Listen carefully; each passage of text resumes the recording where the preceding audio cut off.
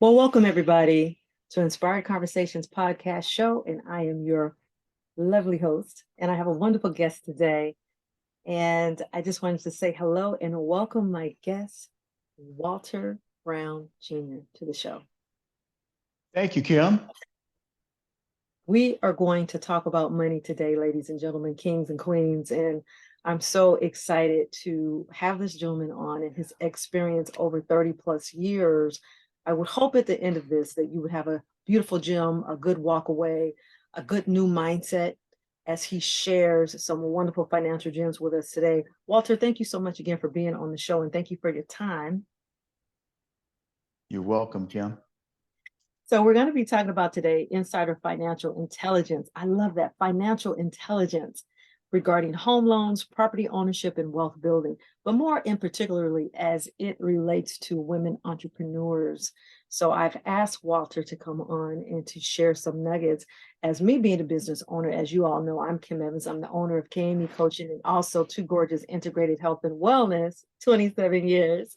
And I'm a business coach to women, and I help them to take their gifts from the marketplace to the bank. And it's nothing more than when a woman can be solvent in her money, she can grow her money. And we are celebrating Women's History Month this month, right, Walter? So I know you got some good gems that you are going to share with us.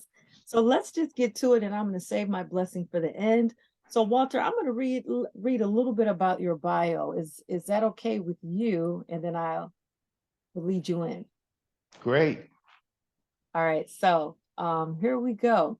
Walter is an award-winning 30-year plus expert in all areas when it comes to residential home loans, and he's currently the Chair Emeritus of Diablo Valley College Business Administration Department.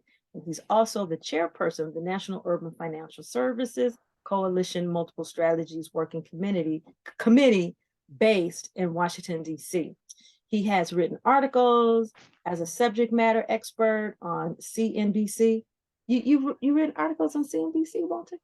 You gonna share that? Okay, I'm excited. East Bay Times. This man comes very well stacked. He's very well versed when it comes to finances.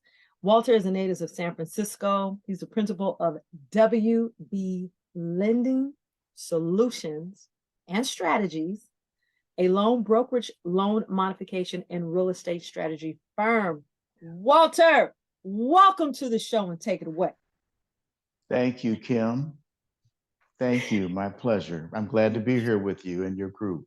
Yes, yes. So we're going to be speaking to a lot of women today, Walter. Good. So, your group and my group. Yes. So let me just, I have some stats that I want to run off. Y'all know that I'm a stat person, but before I get into this, Walter, just ask you, how did you tiptoe? How did you land into money? How did you land into the world of finances? What got you there? Well, I trained as an architect, Kim, and when I got into architecture working for PG&E, I decided that there was not enough human contact. And so I looked around and I ended up at Bank of America, 1972. And once I got into the money situation, I saw that money is an intersection, a very powerful intersection for people, community, wealth building, and political power. So financial intelligence is a big deal to me. So you said a mouthful there, and I know that could take some time, but we're going to try to break this down in bite-sized pieces. So what I'm hearing you say, we have financial services and, of course, strategy. And then we also have financial literacy. And then what we have now is financial intelligence. Give us a little bit, just a clarity on what are financial services, just for the viewers, just so they know to bring us up to speed, the various financial services. When I refer to financial services, I refer to the sector in the world economy that is related to finance. That's banking, that is credit, that is money exchange, that's investments in terms of stock exchanges, be it the New York Stock Exchange, the London Stock Exchange, Shanghai, It refers to places like Western Union that just exchange money back and forth, the U.S. Treasury Department, the Office of the Comptroller of the Currency, the Federal Deposit Insurance Corporation, which is in the news this week with the Silicon Valley Bank situation. So financial services is a very powerful part of the world economy. It is recognized as a strategic initiative, much along the lines of the military, food supply. These days, wars are often not fought with armies and tanks and guns, but with money and monetization of economic policy. So that's the world of financial services that I'm talking about. Financial literacy is when individuals, from kids to grown-ups, they understand the importance of having a budget. They understand the importance of spending less than they make. They understand the importance of living below their means. They understand the importance of saving. They understand the importance of collaborating with other people who are interested in investing.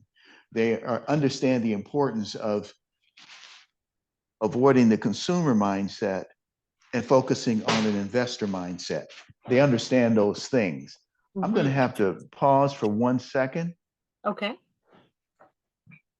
Okay. And so going for, yeah. Go ahead, Go ahead, Kim. Walter. No, go ahead. No. All good. right.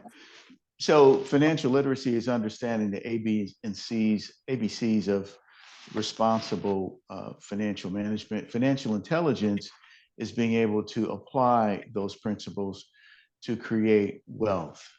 And so now we're talking about the intelligence to create a portfolio of investments that will generate more money than one can generate from their own job, create a portfolio of assets that will create security for one's generations 2, 3, 4 years down the line. That's where financial intelligence comes in.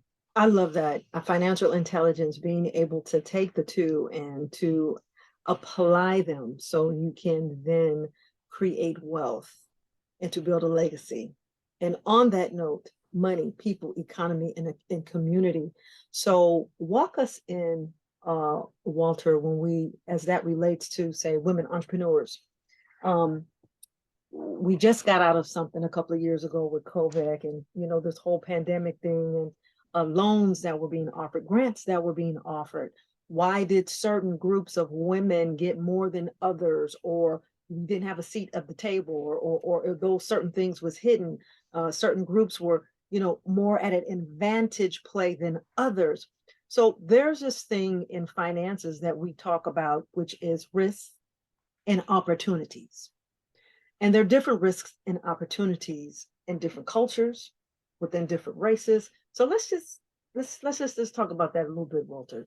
Tell us what, in terms of differences, why is there a difference in risks and opportunities, and define what those are? Well, the reason why there's a difference in risk, there's a number of reasons why there are differences in risk and opportunities from one cultural group to another. We're talking about women right now. This is Women's Month. We live in the Western world. We live in a society which, basically the Caucasian race had the advantage. And those systems still exist, although not as obvious as before, but they still exist. We have an example with City National Bank out of Los Angeles. They were just hit with a redlining fine, one of the largest in history, from the Department of Justice. Well, people thought, well, discrimination is no longer an issue. Don't talk about it anymore. It's not a problem. But City National Bank just got hit with a $9.7 million fine for redlining against Black folk. So Black and brown folk. So this matter of risk and opportunity, the system is not designed to favor people of color. That's something that's being dismantled. That's something that's being fought. Now, the civil rights movement which opened the doors for women. It's my opinion that white women were the primary beneficiaries of the civil rights movement. They moved up the corporate ladder. They built wealth. They took the CEO roles in the C-suites, but they did not bring along their Black sisters. They did not necessarily bring along as much their Asian or Latino sisters, although they brought them along to a lesser degree. So now we've got this situation where Asian women have been moving along, but to a large extent, the dominant white culture has kind of used them against Black folks, right? I mean, there's this whole controversy right now, as a matter of fact, with whites and Asians, and I should say Blacks and Asians, and it appears that in some cases, African Americans are brutalizing Asians to some extent. But from an economic standpoint, Asians are winning. Latinos are coming up very quickly, and the African American woman still is in the rear. Left behind. Left behind. So So it's systemic. So it's systemic. Largely due. It's interesting. I was looking, reading some statistics. I'm just going to read them real quick. Learn. I was looking at these statistics. I thought it was really interesting. 40%, 42% of all small businesses are owned by women in the United States. And this actually was a stat that I pulled off from Zippia, the career expert online. The average of 1,821 new businesses start per day are women. 19 in 2022. 16% of startups in the United States had at least one female founder, and there has been a 114% increase in the number of female entrepreneurs. Women-owned businesses generate an average of $1.8 trillion per year. 47% of the female-owned businesses are owned by women of color. That does not necessarily mean Black women. It says 47% of female-owned businesses are owned by women of color. The number of women-owned businesses increased by 58% in 2007 to 2018. 90.3% of women hold micro businesses compared to 82.3% of men. We still know that largely men are winning, but women, we're coming too. We're picking up speed. But this is what I want to pick off of what you just said. Why are African American women still behind in business? And how can we change the trajectory of that? Well, we have a systemic problem in terms of the advantages that Black women just aren't open to. Nobody comes to look for them, to find them, to say, we've got this opportunity, we want you to take a look at. Black women have to go out and make their opportunities. At the same time, there's a need for that Black woman to maintain a gentle, compassionate spirit of integrity. I like that. I like that. Touch on that right there. Touch on that. That's good. That's good, Walter. Elaborate on that point right there. That's good. Well, this world will make you dark. It will burn you out, and one cannot achieve greatness, long-term greatness and goodness in that space. Now, one can achieve long-term darkness, but that's not something that I'm interested in talking about. And looking at the economy, again, we're talking about abstracts. Let me tell a story.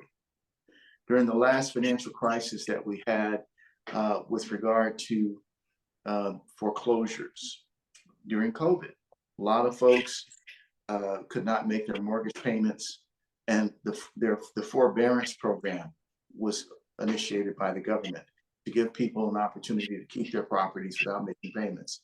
However, if a person did not know to ask for that program, there were many companies, mortgage companies, that did not tell the homeowner that they had that opportunity, and they would foreclose, and that person would lose their house, not even knowing that there was an arrangement that would save their home. So African American women being not connected to the highest quality of information that white women get, Asian women get, and to a growing degree, Latino women get. African American women were kind of in the dark on that. So there's a need for African American women not just to be bright and compassionate and have a level of integrity, but also be a lifelong student, to be a courageous explorer and looking at their industry, at the leaders in their industry, marking those people that are doing great in their industry or in their chosen endeavor, and looking at what they're doing to be great in that endeavor, and modeling and following up with those actions. Self-care is a foundation for all of this. Without self-care, it doesn't last. I love that. I love what you said. And ladies, we do need to get out of the closet when it comes to that and to be a lot more courageous, a courageous explorer. I think you can write a book on that. Touch on a little bit more about the self-care part of the financial analysis is what you're talking about. That's good. That's a good lead in right there. Well, the Small Business Administration, as you know, Kim, states that after 5 years, 100 companies that are started, 80 of them will have failed. Only 20 will survive. Only 20% of the businesses that start survive over 5 years. And then in the next 5 years, only 20% of the ones that start survive that. So does this include small businesses too, or you just consider, is that number just for like major corporations? Because we're about the solopreneur here. What about the small business person, the small business people, the little bitty people, us? Does that also, is that statistic applying to us as well? That statistic is for the small business entrepreneur. That's beautiful. Now repeat that one more time, because I'm about to have a hallelujah. Now you said what percent after 5 years is deemed to fail? And then so after 5 years, repeat that again. So my point is this. Self-care is important because there's a lot of pressure being an entrepreneur. Only 2 out of 10 survive the first 5 years. And out of that 2 that survive the first 5 years, only 2 out of 10 survive the second 5 years. So there's a lot of pressure. There's a lot of ups and downs. So a person has to have a good self-care program, because you're fighting, keeping a good product, you're taking care of your consumer, you're taking care of your employee. Who's going to take care of you? That self-care is where it starts. If we're in better condition, if you're in better condition, you can do a better job for your client and lead your team in a much better manner. Walter, I think that is amazing. In celebration of Women's Month, we're going to do a beep beep, because you've been in business over 30 years. You're been in the financial industry over 30 years. How long have you had your company? 50? 50 in the financial services business. Did you say 50? Did I hear you? Well, hold on. Let me make sure I don't have any salt water in my ear. Did you say 50? Well, if we're being specific, 51. Man, you look good. You don't even look like you. What you do? Start the business when you were 12 or something? What's up, Walter? Well, you mean 50? Really? 50? We're not gonna talk about age here. You talk about self-care. Man, you are an example of self-care. I can't believe that you've been in it for what, 50? So let's go back a little bit, because I'm about to give my own self a pat on the back. So you said 2 out of 10 survived the first 5 years, 2 out of 10 the second 5 years. But what about us people that survived 2 decades? I've had my business as a self-employed person, female owned 100% for 26 years. You're one of the chosen few. Did y'all get that? Can I get an amen? Can I get an amen? And I've gone through my cycles. Honey, where I've had consultants. I mean, I've had contractors. I've had employees. I've been there and done all of that. Had 5 locations. But man, I'm telling you, to get through the COVID and to still be open, oh, I got it. My model is a couture 101 now. I'm much happier. I am much happier that way. But let me just say, Walter, I'm going to reiterate, I love what you said about the self-care. And for you to sustain business as an entrepreneur financially, you have to have a good product. You also have to be able to serve your consumer. And you also have to be able to serve your employees or independent contractors for that matter. But then also, who's going to take care of you? You know, because we know that our incomes and our revenue is cyclical and fluid and dynamic. You know, you're up one quarter, you're down the next. You're up one quarter, you're down the next. You know, it's not an implosion every single month. That's just not the way that business works. So just really touch on this last piece before we get to the next one about the self-care. I think that is so essential. It absolutely is. You know, you cannot serve from an empty cup. Yes. And, Yes. you know, when we look at the Western world, some of our major challenges are around, you know, high blood pressure, which being an entrepreneur, that's, you know, it's pressure. The buck stops with you. Diabetes, cardiac problems, you know, obesity, which leads to all kinds of other problems. So we've got to take care of ourselves. But in addition to that, if we've got a good foundation, oftentimes it makes us more attuned mentally. Yes, And so totally. we're a better student, we're a better CEO. Yeah. We're not just living now and in the past, but we're able to put ourselves into the future. Where are we next quarter? Where are we in 2024? What is our 5-year vision? Those are self-care things that the entrepreneur has to be able to stop and do. And because there are so many urgencies, not priorities, but urgencies. Yeah, urgencies. Yeah. Jumping up, you know, on the telephone, folks walking in, we have to take the self-care to turn our phone off from time to time, to disappear, to unplug, to do that personal strategizing. And we might want to do the right thing, but if we don't aggressively do the right thing and aggressively build our business, it won't come to us. Just because the wolf doesn't eat us, just because we don't eat the wolf doesn't mean it won't eat us. We've got to be aggressive about our business plan and about growing. I love what you just said. And that's having being able to position yourself to have a seat at the financial table. Oh my God, Walter, there's so many questions I want to ask you. And I know we have to wrap up the time here. Can you quickly share, Walter, one example of one of your clients, your women clients, a success story?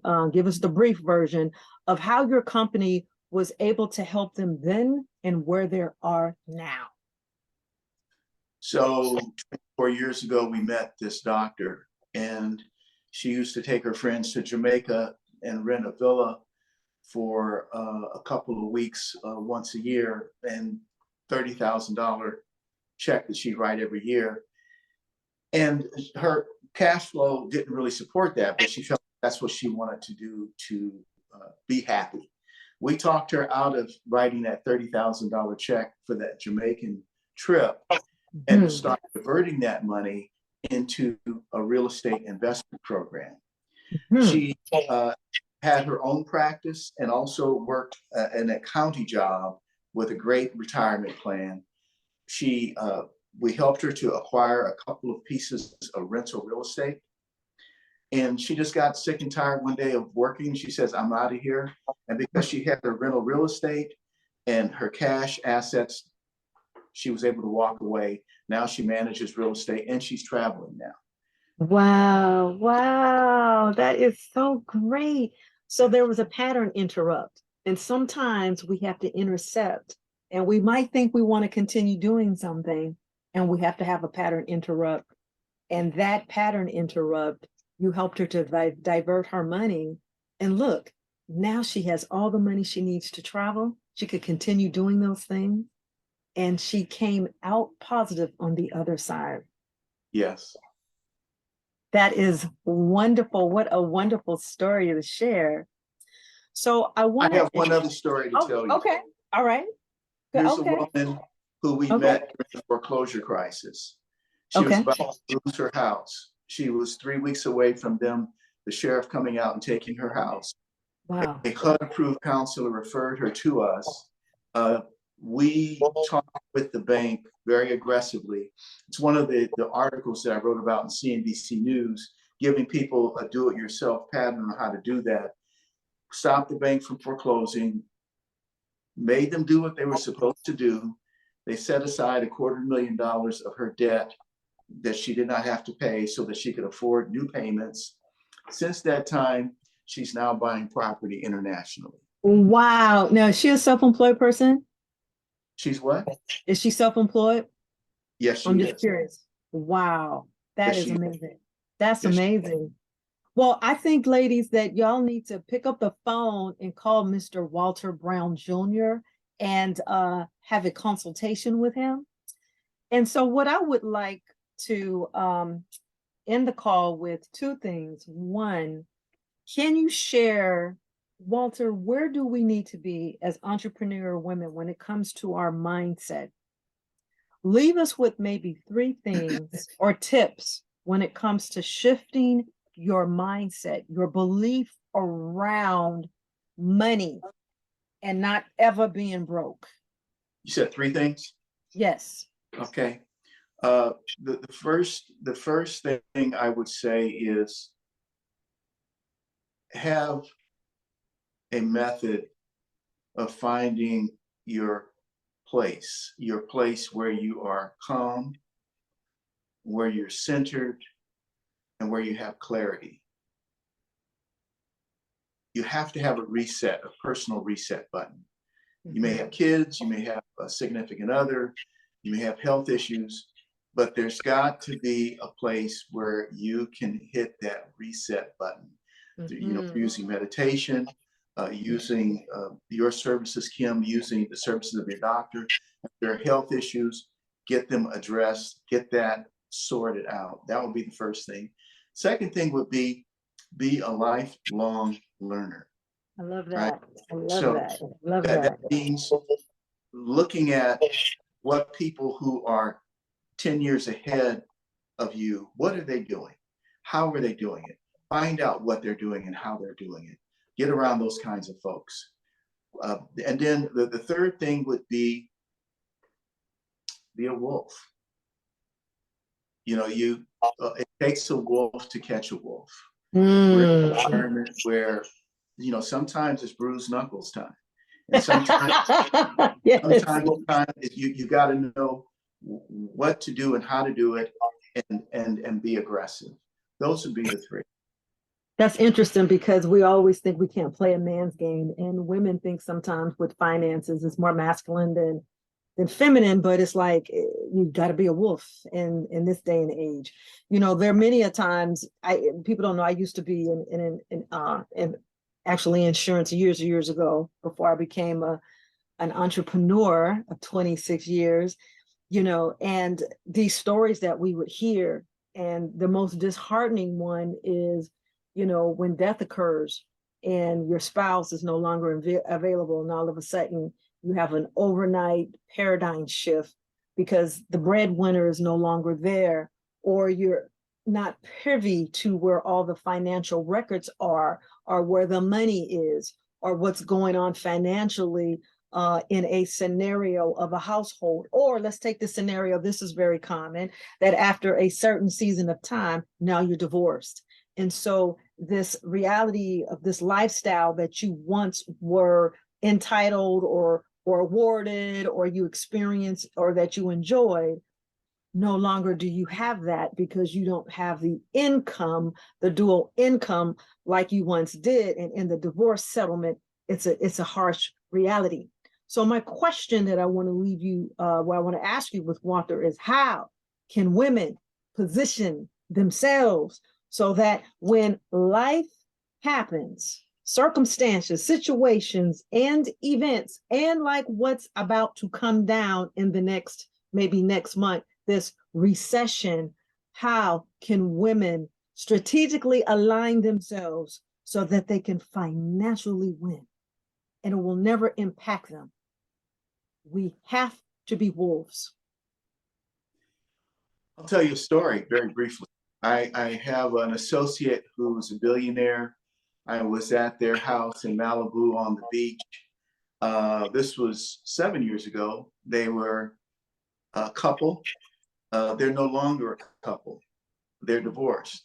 The wife had to get on her feet and take care of her own affairs. Now, the way she was able to do that was because she had been cultivating a good circle of friends, people who were CPAs, people who were attorneys, people who were real estate developers, that were her personal friends who she had conversations with. So part of it is plant the seeds now for the future. It's not that you want things to break up. It's not that you want someone to die, but you sold insurance. You know, insurance is for if something unfortunate happens. So we have that woman has to be a person of quality. She's got to be able to offer stuff to people. Why would somebody want to pick up that person's phone call? Why would somebody want to go out to lunch with that person? What is that person doing to build the bridges now? And then making sure they're building bridges with people who can teach them, who are people of integrity, who will not run out on her when the lights go out. Excellent.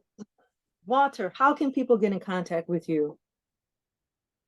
Contact me at wblendingsolutions.com, wblendingsolutions.com.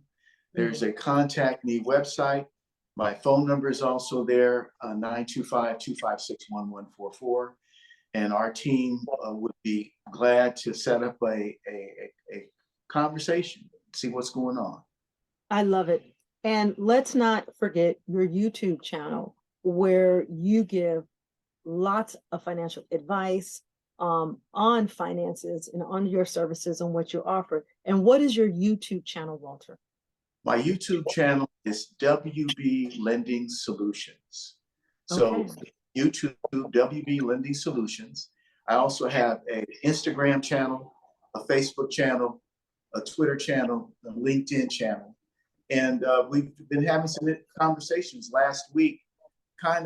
We kind of saw what was coming in terms of some of the situations with Silicon Valley Bank and some of the other institutions that are having some challenges right now. This is an opportunity for women to invest. As Warren Buffett said, and Warren Buffett's a very rich guy, but he always drives an 8-year-old car. One of the richest in the world. So if he can drive an 8-year-old car, what does that tell you? Yeah, why do I have to have the new Rolls, really? Why, if he can drive an 8-year-old car? Yeah. Anyway, he said, when people are scared, that's when I buy. Yeah. This is the time for money to be made. Yes, I love it. So on that note, Walter, thank you so much for being a guest on the show. And I could tell that we're going to have a part 2. I'm going to bring you on my brand new 12-month program that I'm having. It's called the Unstoppable Business to Women's program. There's a lot we didn't cover. There's a lot to talk about. It's just a lot of stuff we didn't cover. That's why I'm going to bring you up for a part 2. But I wanted to say thank you very much for your time. And also, if people want to meet you in person, they can come to your Walnut Creek office, right? Say again? If people want to meet you in person, they can come to you in your Walnut Creek office, correct? Yeah. If they want to meet you in person. So most of your appointments are virtually, but they could also be in person too. Absolutely. It's better like that. Yes. Well, Walter, thank you so much. Viewers, thank you. You all know who I am. Again, I'm Kim Evans, and it has been a plum pleasure. And I just want to just send this blessing out to you. May all you guys just be blessed. And maybe you were able to just hear just one tip that you could be motivated by what Walter was sharing, or that you can probably be motivated to pick up the phone and give him a call. So may this word, God, we just thank you so much for sharing this, with our guest today. May it go as far as the east, as far as the west, as far as the north, as far as the south, because there is some woman, some business owner that actually needed to hear this. And I'm so excited to be able to get the word out. And may you all be blessed. And let's go out and enrich all of our businesses, right? And may we become pandemic free, right? And maybe become recession proof. Build your business like a wolf, as Walter was saying. Again, thank you very much, Walter, for coming on the show. You're welcome. All right. God bless you. Bye now.